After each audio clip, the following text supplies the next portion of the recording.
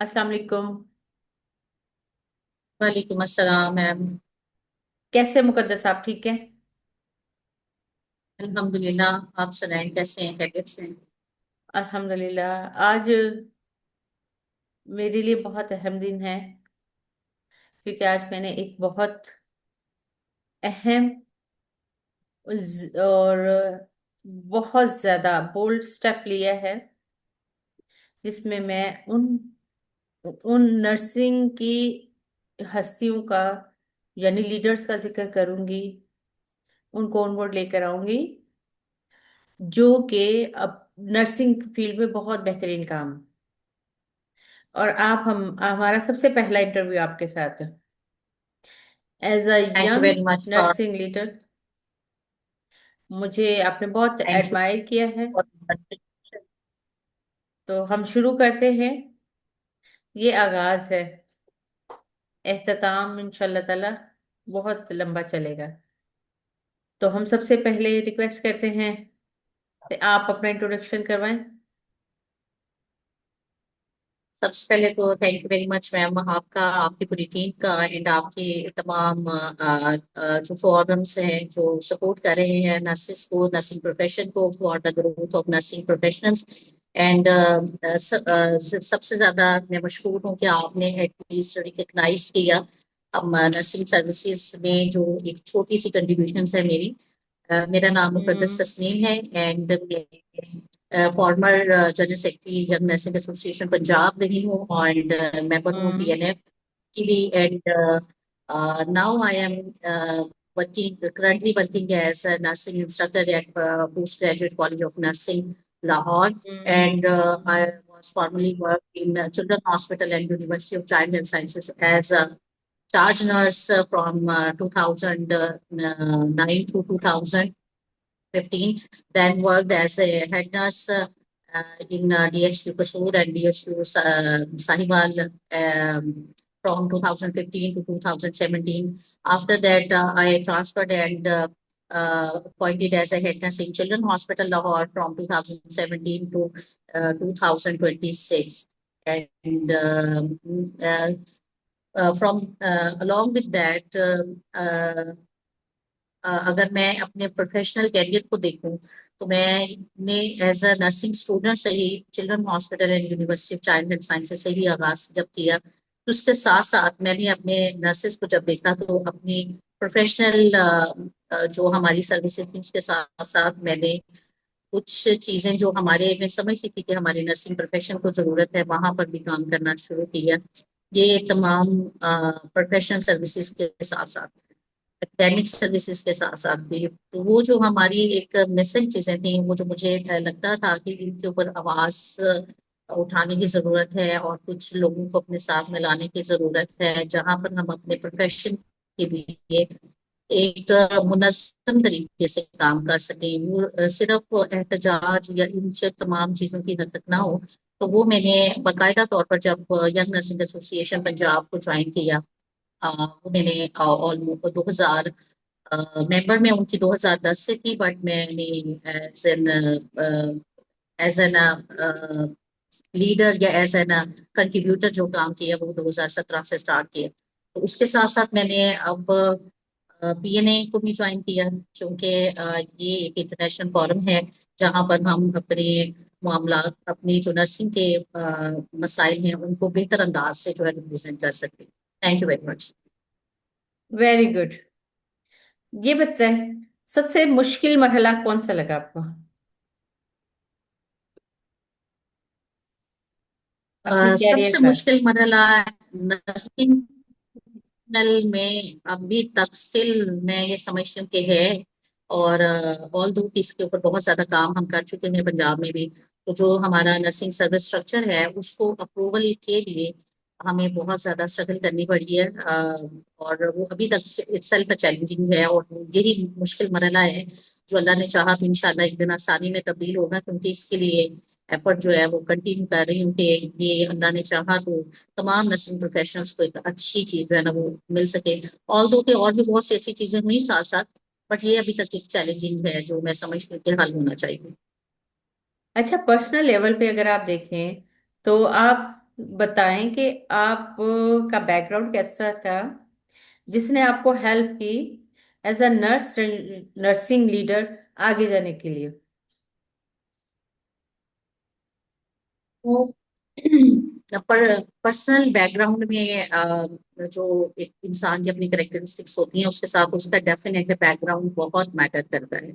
और मेरा बैकग्राउंड जो है वो चूंकि मेरा जो फैमिली बैकग्राउंड है वो भी चूंकि थोड़ा पॉलिटिकली एंड सोशली एंगेज थे, इस वजह से भी।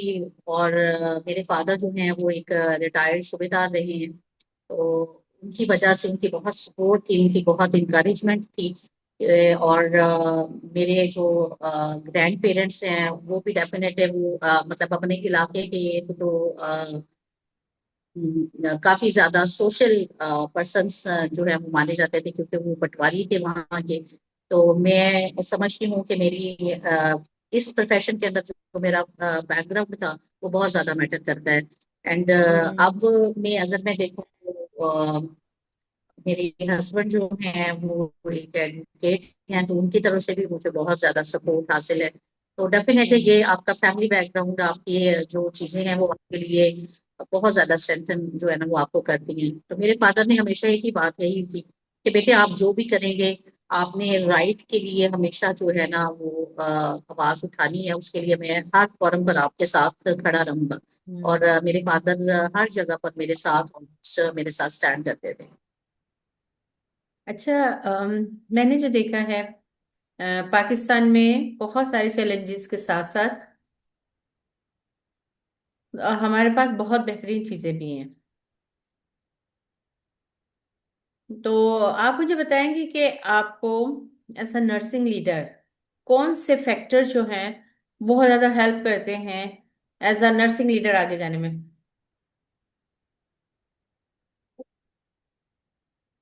सबसे ज्यादा तो ह्यूमैनिटी ही मुझे जो है वो, मैं समझती हूँ कि ह्यूमैनिटी एक ऐसी चीज है जिसने हमें यहाँ पर एज अ नर्सिंग प्रोफेशनल और एज अ नर्सिंग लीडर जो है वो रिकग्निशन दिया है आलमी सतह पर भी। सिर्फ और सिर्फ इसको हम नेशनली नहीं कह सकते। तो ये बहुत बड़ा फैक्टर है कि हम अपने प्रोफेशन को आगे लेकर जा सकते हैं। इस वक्त देखें, अगर हम्म। हम इंटरनेशनल देखें तो सबसे ज्यादा जो इस वक्त हेल्थ प्रोफेशन के अंदर जो सबसे ज्यादा डिमांड्स है वो नर्सिंग प्रोफेशनल्स की ही है। और ये हम्म। हमारे लिए किसी एजाज से कम नहीं है।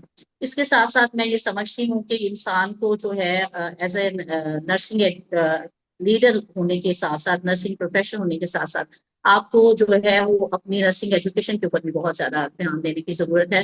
हम्म। क्योंकि एजुकेशन जो है ना वो की है किसी भी आप इदारे को मजबूती की तरफ लेकर जाने में, किसी प्रोफेशन को जी बिल्कुल। डेवलप करने के लिए।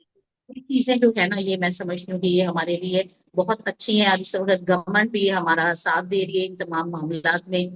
पंजाब के अंदर सेंटर ऑफ एक्सीलेंस बनने जा रहे हैं जो कि बहुत अच्छे हैं, इकदामात है हम्म। गवर्नमेंट के हमारे लिए। और भी अगर हम देखें कि मैं अभी पिछले दिनों में देख रही थी कि केपीके में कुछ पोस्ट जो है वो अनाउंस हुई है उनके केपीके फेडरल कमीशन की जो है। और एज वेल एज पंजाब के अंदर जो है हमने काफी ज्यादा पोस्ट जो है वो पंजाब पब्लिक सर्विस कमीशन के थ्रू जो है वो ली हैं।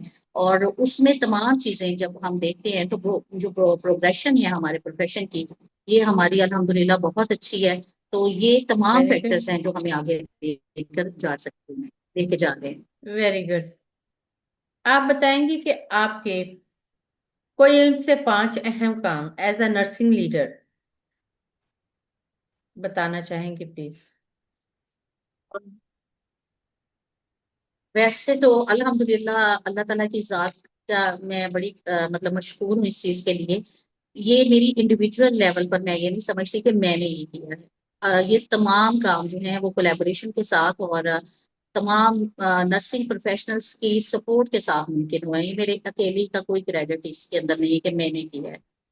तो सबसे पहले जो हमने अल्हम्दुलिल्लाह अचीव किया था, पंजाब के अंदर काफी ज्यादा मामलात आपको पता है कि ये थे कि इनको जो है वो प्राइवेटाइज कर दिया जाएगा सेक्टर्स को। एंड उसमें उस वक्त जो है एमटीआई एक्ट आ रहा था, तो वो हम लोगों ने मेहनत की, स्ट्रगल की, यूनिटी के साथ अल्हम्दुलिल्लाह हमने उस पे मतलब गवर्नमेंट को एक अपना एक फीडबैक दिया कि हम ये चीजें जो है वो जहां तक हेल्थ एम्प्लॉयज के लिए अच्छी नहीं है, वहां पर पेशेंट्स की वेलफेयर में भी ये चीजें नहीं चाहिए, और उसमें हम्म। उनको स्टेप बैक जो है ना वो होना पड़ा। तो ये यूनिटी के साथ मुमकिन हुआ। फिर देन उसमें भी मेरा कंट्रीब्यूशन डेफिनेटली शामिल था। फिर पंजाब के अंदर जो है वो गवर्नमेंट लेवल पे जो है मास्टर्स इन हम्म। नर्सिंग का एजेंडा जो है वो हमने रखा, और उसको हम्म। अल्हम्दुलिल्लाह हमने अचीव कराया। हमने अपनी सीट्स इनहांस की, और पंजाब में इस वक्त जो है वो जहाँ यूएचएस के अंदर सीट्स इनहांस हुई, वहां पर अब children hospital and university of child health sciences के अंदर भी मास्टर्स इन नर्सिंग के प्रोग्राम जो है वो हम्म। स्टार्ट हुआ। फिर हमारी एक चार्टर ऑफ डिमांड जब एक इंटरिम गवर्नमेंट आई, तो उसमें हमजा शहबाज शरीफ साहब तब सीएम थे हुए थे। तो उन्होंने हमसे पूछा कि आप क्या चाहते हैं, तो हमने कहा कि हम अपना सर्विस स्ट्रक्चर तो चाहते हैं, इसके साथ साथ हम चाहते हैं कि हमारी नर्सिंग एजुकेशन जो है वो भी एडवांस हो। तो उसके लिए उन्होंने, जब हमने अपना चार्टर ऑफ डिमांड रखा, तो वो यूनिवर्सिटी जो है फॉर नर्सिंग, जो कि पीकेएलआई में जो कॉलेज ऑफ नर्सिंग है, उसको को उन्होंने एज अ यूनिवर्सिटी टाइटल करके और वो नर्सिंग यूनिवर्सिटी में किया। वो भी अल्हम्दुलिल्लाह हमारी अचीवमेंट थी। और इसके अलावा भी पंजाब में बहुत सी ऐसी चीजें हैं अल्हम्दुलिल्लाह जो हमने अचीव की। जो नर्सिंग प्रोफेशनल अलाउंस था वो हमने अचीव किया। हम्म। देन कुछ सीट्स थी जो हम बढ़ा सकते थे हम, ऐसे हम्म। नहीं हमने अप्रूव कराई, वो हमने कराया। और फिर यूनिफॉर्म चेंज का बड़ा हमारा स्टिग्मा था यूनिफॉर्म के हवाले से, कि नर्सिस का जो यूनिफॉर्म है वो उसको लेकर पेशेंट्स जो है वो शायद मे भी कहीं रिस्पेक्ट एलिमेंट भी कम आता है, और वो मे बी पेशेंट भी उस चीज को जो है या वो ठीक हम्म। नहीं समझते। तो हमने उस चीज के लिए भी एफर्ट की, और ये कोई इंडिविजुअल की एफर्ट नहीं थी, मैं फिर ये क्लियर कर दूं, लेकिन उसमें मेरी कंट्रीब्यूशन जरूर शामिल हैं। तो मैं अल्हम्दुलिल्लाह उस पर जी। प्राउड करती हूँ कि मैं इन तमाम मूवमेंट्स का हिस्सा रही हूँ। और पंजाब में हमने वो किया। फिर देन हमने हमारे यहाँ ये एक बड़ा ये रिवाज था कि नर्सिस को जो है वो हम्म। पॉलिसी मेकिंग में शामिल नहीं किया जाता था। तो फिर उसमें भी हमने अपने मिनिस्टर्स के साथ बात करके, तो अब अल्हम्दुलिल्लाह पंजाब की जितनी भी अपर लेवल पर जितनी भी पॉलिसी मेकिंग होती है उसके अंदर ऑलमोस्ट हमारे नर्सिंग प्रोफेशनल्स को शामिल किया जाता है।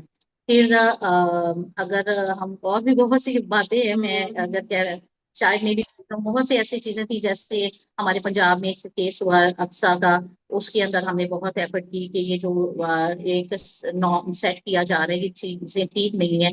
तो हमने इसके ऊपर अपने प्रोटेस्ट भी रिकॉर्ड कराए, गवर्नमेंट के साथ भी मतलब ये मामला पे निगोशिएट किया।